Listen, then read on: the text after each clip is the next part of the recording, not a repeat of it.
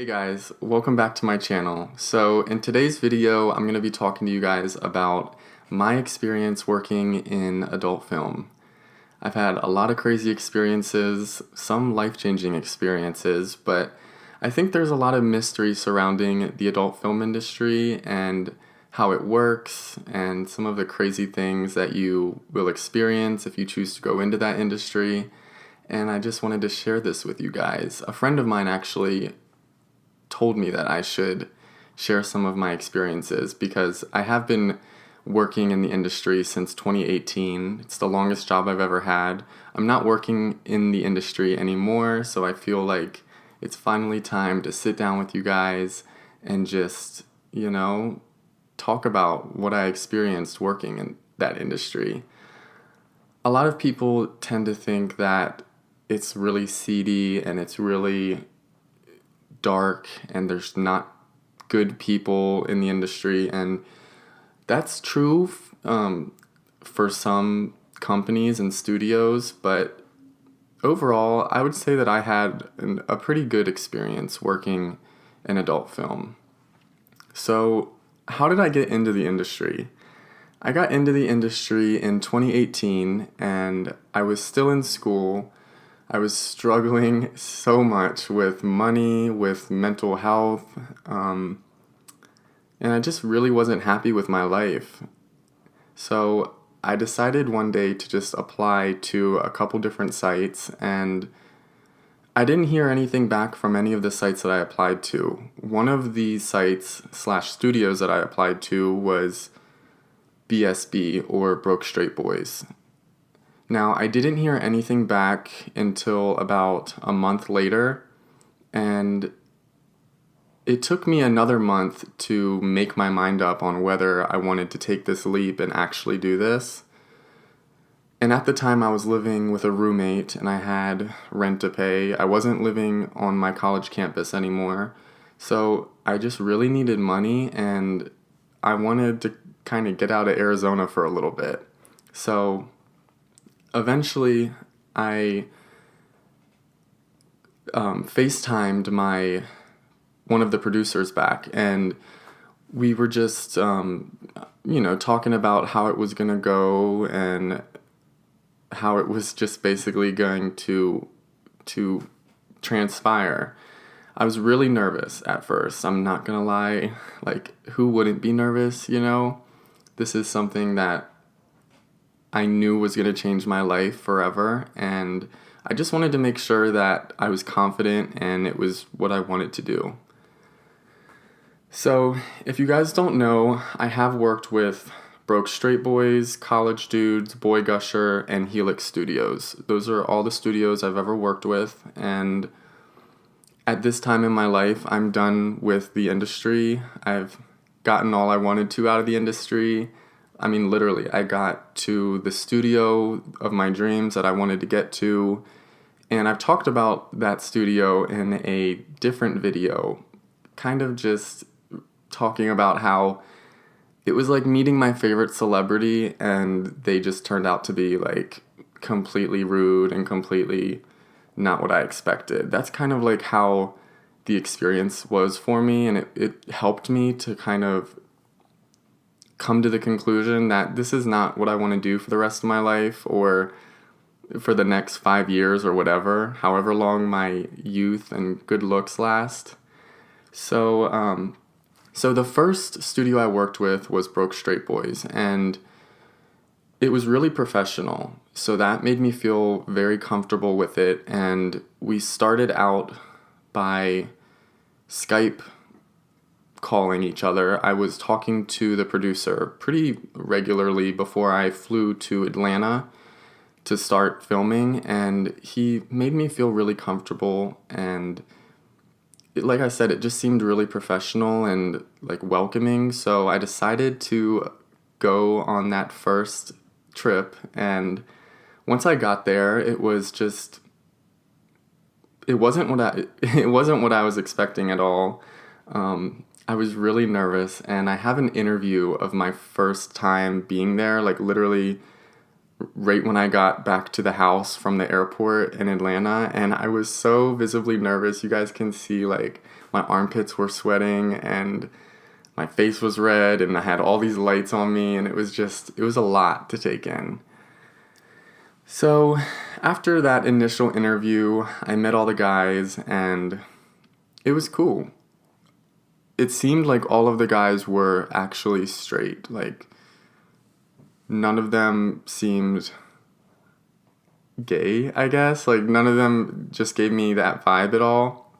But, looks can be deceiving. So I believe there was 4 other guys there. Yeah, there was 4 other guys there, and then there was me, so 5 in all. And we just started talking. We were sitting on the first day. We were sitting in the living room, and I was just, being social, trying to get to know the guys, and it helped out a lot. But there was one guy that was really intimidating, and I was honestly scared of him. But we ended up having a really good scene and getting along really well. So that's one of the lessons I learned, is to not have preconceived ideas about people and just go with the flow and go off of the vibes that people give to you, because it's not good to judge anybody without knowing them or talking to them. So yeah, I made sure not to get in my head too much, but I did get in my head a lot. Like, the first couple times I went out to Atlanta to film, and it was just like insecurity, I guess, and thinking that I'm not good enough, or that I'm going to mess up the scene, or I'm being awkward. And the producer that I was talking about in the beginning, he would stand in and watch the scenes as they were going. So that was something that was really weird for me. And it was also 2 photographers that would be in the room that I didn't know. They were friendly, but I didn't know any of these people. So I would be stripping down and, doing these acts in front of 3 grown men that I don't even know. And that kind of contributed to me getting into my head. But after my first scene, I remember the producer had a stern talk with me, and he said, "Hey, I chose you for a reason. If you're going to continue to get in your head, we can't work with you, because this is just taking too much time." And it made me feel a little bit more insecure, I guess, but it also made me kind of buck up and man up and stop being so emotional and in my head. So the rest of the scenes went really well, and we had one of the days, I was there for a week, but we had one of the days where we went out and did a photo shoot, and with each of the scene partners that we were working with, we would take a picture, and then we did a group picture, and then we did single pictures. The pictures turned out great, and it was another way to get to know the guys and not kind of just be cooped up in a house. Mind you, at Broke Straight Boys, it was pretty strict, which I liked, because some gay guys can be, sneaky and sneak out at night to get, whatever they want that they don't have, because most of the guys, if not all of the guys, were from out of town. So, some guys might have wanted to drink some nights, and that was strictly against the rules. There was a list of rules on the refrigerator that we all had to look over and sign a sheet saying that we would abide by the rules, which is understanding, understandable, I mean. But I was just very shy the first time I went out, and I ended up getting along really well with one of my scene partners, and he was actually straight, but we had a bond together. And it seemed like every time I went out to Atlanta, I would meet some partner, and we would have a special bond.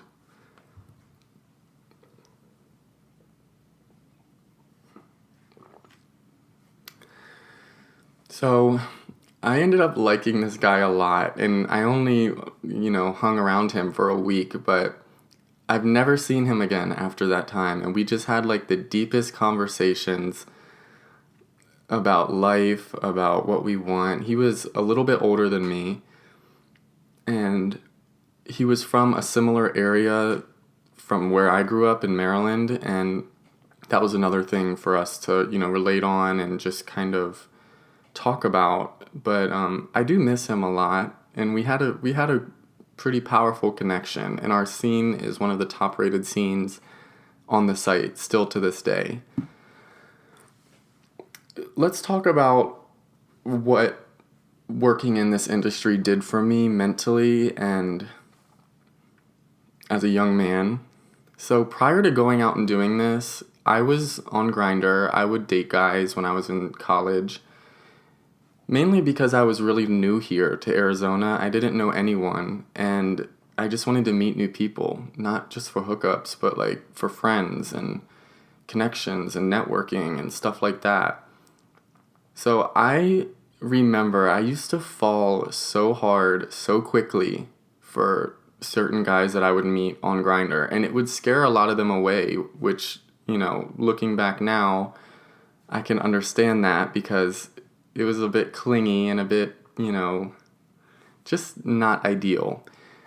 So I remember this one particular guy that I liked a lot, and we hung out one day, and we went to a park, and we went and got food, and then we came back to my apartment, and we were just watching a movie, and I just confessed to him I like you so much, I'm falling for you, and blah blah blah blah blah blah.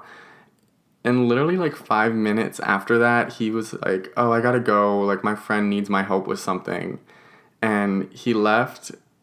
But I never saw him again after that. But he did leave his jacket at my apartment, so he wanted to pick that up, and I met him at a park to give it to him, and he got out of his car, grabbed it, and then drove off, didn't say anything. I was so hurt, guys. Just thinking back to it makes me emotional because I was so sensitive. But anyways, what I was getting at is after doing my first scene and coming back to Arizona, I had this sense of I just felt more tough. I felt like I could handle more mentally and that I could really do whatever I put my mind to.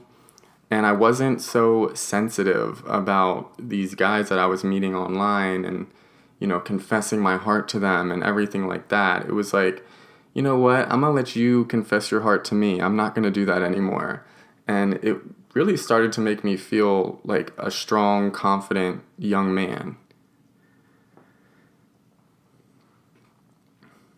So there was a lot of benefits of working in that industry, and I started to feel really comfortable with it, and I started to go back every month sometimes. So I was making really good money.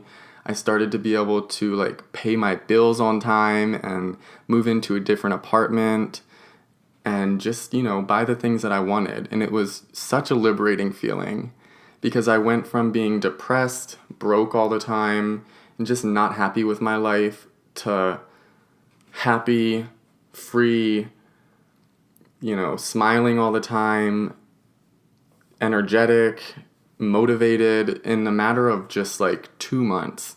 It was truly a magical transformation for me. And I'm still very thankful for that because if I didn't go and do that, I think I would still probably be kind of weak mentally and emotionally. So, yeah. And I am looking at my notes. That's what I keep looking at down here because I have a lot that I wanted to talk to you guys about this because it's pretty detailed, my experience. So let's get into some of the things that I didn't like immediately getting into this industry.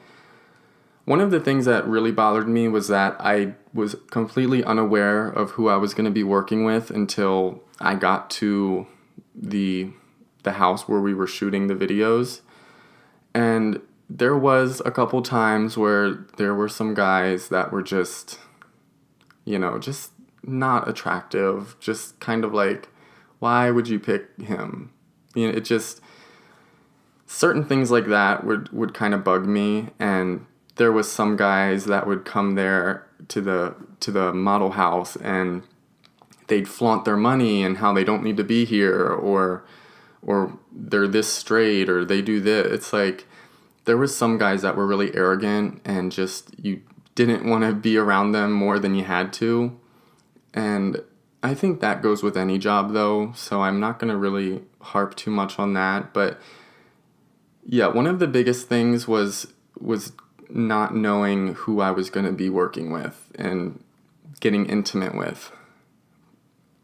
So yeah. Some of you guys may already know this, some of you guys may not, but 90% of all adult film scenes are let me rephrase that. All adult film scenes are about 90% or more just acting.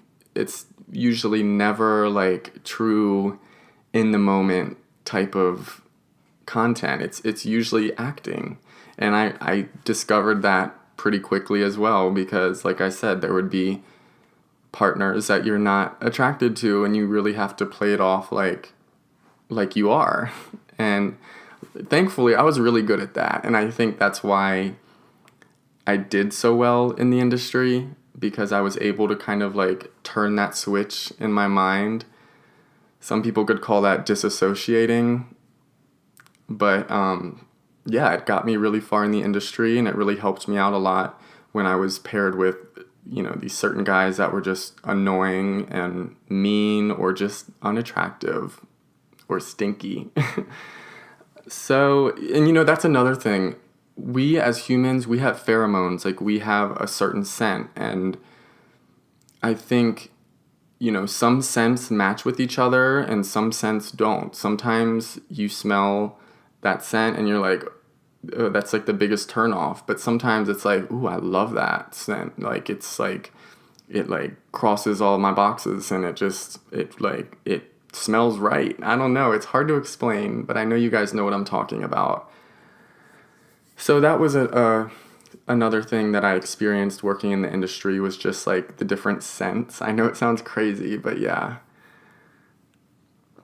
So like I said, all of the scenes are about 90% acting. Sometimes if you get lucky, you will have a very attractive partner. Not sometimes, a lot of the times, in my case, I had very attractive partners who I was able to talk to and get to know before and kind of like start a little connection with. And that really helps a lot, and it makes the job easier. But you still have to act, because there's certain things that happen, like you have to pause randomly, and the photographers have to, or the videographers have to go and, get a different angle, or their battery died, or they need a new memory card. So you have to pause, like right where you are, wherever you are, and like hold it and then get back into it while remaining, aroused. And then there would be redos. So if somebody did something and the photographer didn't catch it on camera the right way, then you'd have to redo it, and it would sometimes come off just acted out, and not very genuine. And then at the end, for like the ending scenes, if you will, you'd have to sometimes redo those later on during the day.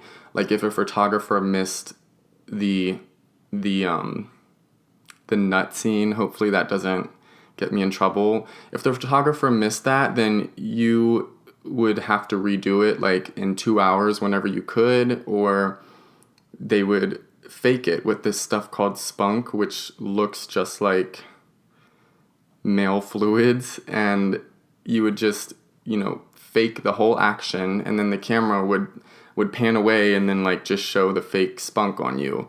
And that happened a couple times, but maybe actually no, that's only happened once for me, because I always made sure that the camera was ready for me, and that I was able to notify them when I was ready. Because a lot of the new guys that I was working with would have to redo certain parts of the scenes because they would just, not nut enough, or they would do it too quickly, or, just something like technical difficulties like that, where they didn't really know how it went, so they'd have to redo the scenes. And that can kind of make it seem really, annoying, and it makes it seem more like work. And mind you guys, this industry is work. This is not like just, let me just go do this real quick and then I'm going to make all this easy money. No, it's work. And if you're not going to the gym, if you're not taking care of yourself, if you don't look good, then you're not going to get a gig. And if you do get a gig, it's not going to pay you anything. And you have to remember, it's going to be on the internet forever. So why not try your hardest to look your best? So if you ever look back at it, you can at least be confident of what you looked like, rather than just being like, oh, that was a really hard time and I looked so ugly and blah, blah, blah, blah, blah. That's kind of how I looked at it.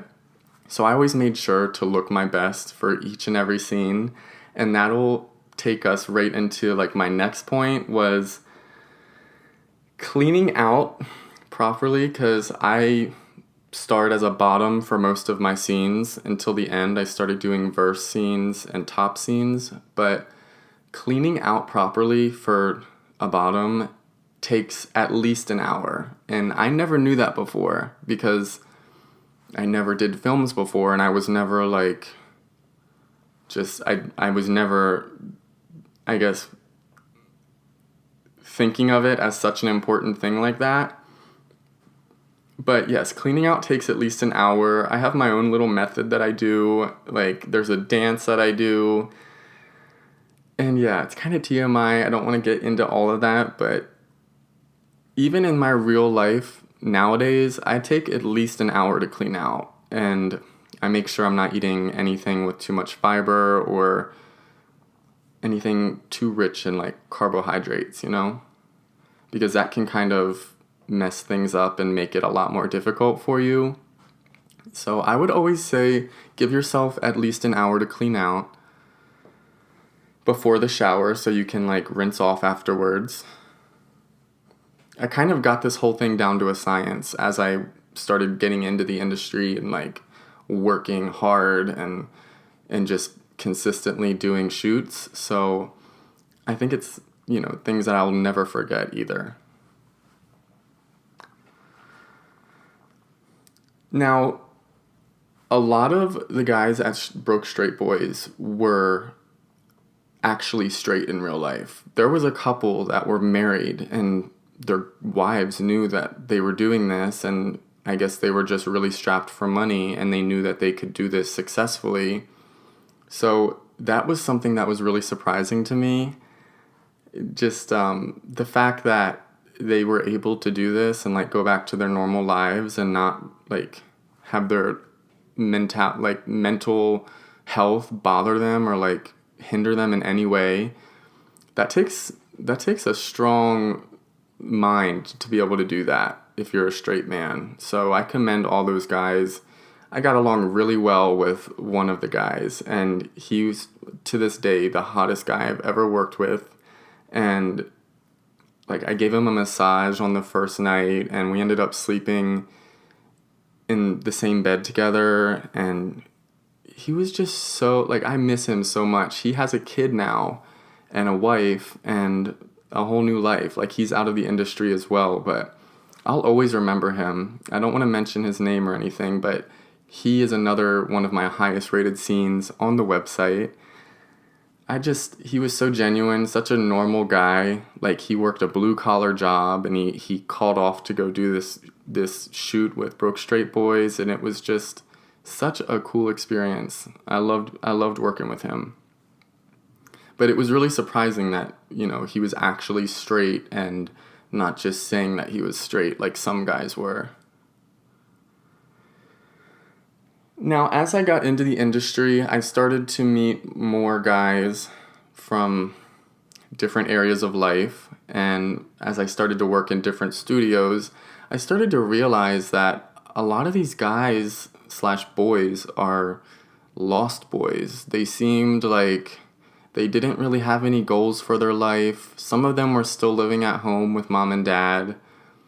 And they really just didn't have like a next step or like why they were doing this like I did. I always had a reason why I got into the industry, and it was because I was living in a toxic apartment with a toxic roommate, and I wanted my own apartment, and I wanted to start paying back my student loans because, my credit, I was too young to be having all that on my credit, and it really helped me out a lot.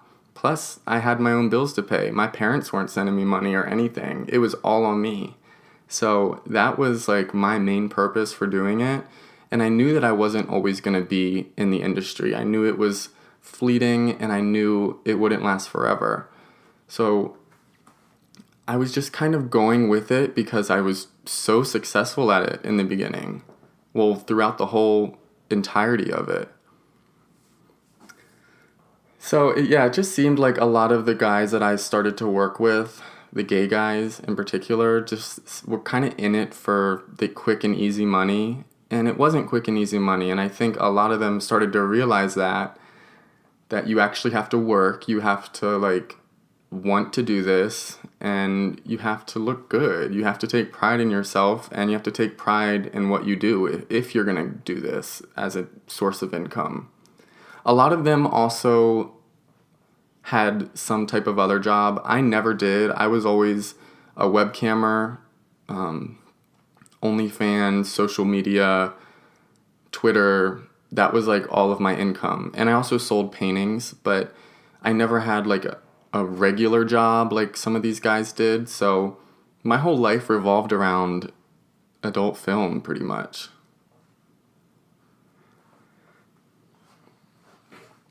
So another thing I wanted to touch on again is that working in adult film, it's not easy. It's hard work. Like, just mentally, like being there with people you don't know that aren't always the most friendly, and just kind of having in the back of your mind that like you might not be doing the right thing, or you might feel guilty about what you're doing. Like, that's a lot to constantly battle. And like I said, also, I was going to the gym. I still go to the gym every single day. I only take 2 days off, and that's on the weekends. And it's just a lot of work, like you want to stay looking good and eating healthy and just like not turning into an addict, not turning into like some type of, lost boy or lost soul. So it's very hard work. And, when your family finds out about this, because my family did find out, I took extra precautions to make sure that my family / friends from my hometown never found out about this. But somehow a guy from my hometown found my Twitter, and at the time I was promoting like all of my Broke Straight Boys videos on my Twitter. And so there was like a lot of nudes, but I didn't go by my birth name at all. I went by Richie West, and I made sure my cell phone wasn't synced to the account and everything, but he still seemed to find my account, and a group chat was created, and a lot of my buddies from high school started attaching these screenshots from my videos on Broke Straight Boys and like making memes out of them and just like teasing me about it. And it never really upset me too much. It was more funny because they were like kind of cheering me on and like laughing about it a little bit. They weren't so much like, ew, like you're an abomination. Like it wasn't like that, but it's just funny to me how the guy who started all of this, like, is that what you're doing with your time? Like, do you have a job? Like, the guy who started it, we were never friends. I actually did not like him at all, and that's probably why he spread this around my little small town. But, okay, sorry about that, guys. My camera just stopped out of nowhere. It says I reached the maximum recording time, so I guess I have to keep it under 27 minutes, but that is basically how my family found out. I told my mom just straight up what I was doing, so she could have also told my dad, which I'm not, I wouldn't be crazy, like mind blown if I found out that she did tell my dad. But I knew that they were going to find out at some point, but I made it very, very hard for them to find out. And it was just like, once my friends from high school found out about it and people started messaging me about it, I kind of just took pride in it. And I was like, you know what? It was just like coming out. Like, I'm not going to hide this. I'm not going to wear this skin anymore. I'm going to be my true self, and I'm going to be proud of it. And it helped me out a lot. It really did. So this is one of many videos I'm going to make about working in the adult film industry. I've only touched the very tip of my 4-year-long experience working in the industry. I'm going to be talking about it in the future as well. Do you guys have any questions in particular that you want to know about working in the industry? Because I'm more than willing to, express everything. I'm an open book. I'm not working in the industry anymore either, so it's not like I'm scared of being exiled or like, blacklisted or anything like that, because I'm done with the industry. And like I said, I got everything I wanted to get out of it. And honestly, it wasn't a bad experience. But I do have some dark experiences to share with you guys. So let me know if you have any questions about anything regarding the adult film industry. One last thing I wanted to touch base on is that the traditional adult film industry is dying out. People are just not paying for videos anymore or website memberships anymore of these huge, studios. And that was one thing I started to really, that's one thing that really was brought to my attention towards the end of my little 4-year career, if you will, was that OnlyFans and Just for Fans and, a lot of the amateur content was what people were wanting to watch now. People weren't wanting to watch the acting and the overly lit sets and just, the just not genuine scenes. And I myself agree with that. I like to watch more amateur stuff. But the industry is dying out. Therefore, they are not paying models as much as they were 10 years ago even. And a lot of them are resorting to OnlyFans and kind of hiring their own models to work for them on OnlyFans, which is cool, to each their own. But that's when I was kind of like, all right, I'm going to do me. I'm going to make my own money. I'm not going to make these studios any more money because I've already made them plenty. And that's where I am now. So I don't work in adult film anymore, but I do still... Hold on.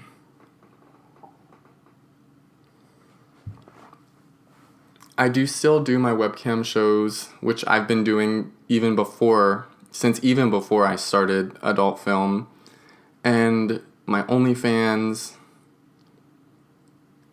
and my YouTube, of course. So there's a couple things that I still do, but the overall flying to a different state and acting out these scenes and then coming back for some money, I'm over that, and I'm in a different part of my life now.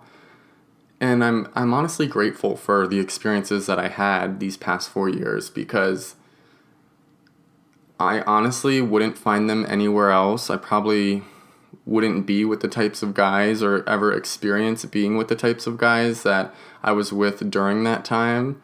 So honestly, yeah, it was a great experience. I want to share more about it, but I'm running out of space on my camera. So let's make this into a different video.